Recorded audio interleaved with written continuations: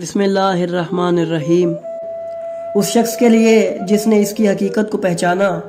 دنیا دار صداقت ہے، اور اس شخص کے لیے جس نے اس میں غور و فکر کر کے اس کو سمجھا دار عافیت ہے،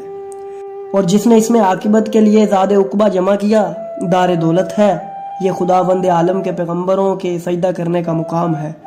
اور اس کی وحی کے نزول کا مقام ہے، اور اس کے ملائکہ کے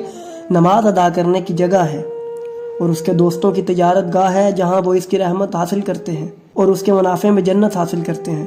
پھر کیوں اس کی مذمت کی جائے؟ حالانکہ دنیا نے اپنے فرزندوں کو اس طرح طلب کیا ہے کہ اپنی مفارقت کی منادی کر دی ہے، اور اپنی فنائیت بھی سنا دی ہے، اپنے سرور کا شوق بھی دلایا ہے، اور اپنی بلاؤں کی طرف توجہ بھی دلائی ہے۔ یہ بلاؤں سے خوف دلانے والی بھی ہے اور ڈرانے والی بھی ہے، یہ رغبت بھی دلاتی ہے اور خوف زدہ بھی کرتی ہے۔ بس اے دنیا کی مذمت کرنے والے، اے دنیا کے فریب کے سرمایہ دار، کیا آبا کے بلیات سے گزرنے کی جگہوں نے یا تیری ماؤں کی قبروں نے تیری آنکھیں نہیں کھولیں؟ کیا تو نہیں دیکھتا کہ کتنی مرتبہ تو نے آبا و امہات کی تیمارداری کی، اور ان کا کتنی مرتبہ تو نے اپنے ہاتھ سے علاج کیا کہ ان کو شفا ہو جائے،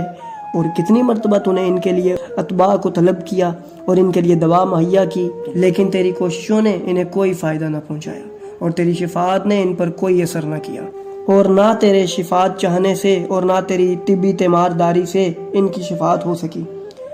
دنیا نے تیری گرنے کی جگہ اور تیری قبر کو ایسا مقام عبرت بنا دیا جب تیرا رونا تجھے فائدہ نہیں پہنچا سکتا اور تیرے چاہنے والے تجھے مستعفی نہیں کر سکتے۔ پھر حضرت قبروں کی طرف متوجہ ہوئے جو وہاں موجود تھیں، اور فرمایا،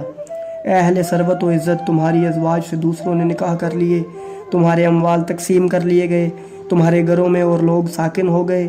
یہ خبر تو ہماری طرف سے ہے، اب تمہاری طرف سے کیا خبر ہے؟ پھر ان لوگوں سے جو وہاں حاضر تھے فرمایا کہ واللہ اگر ان کو اجازت مل جائے تو یہ جواب دیں گے کہ بات تحقیق بہترین تحفہ تقویٰ ہے،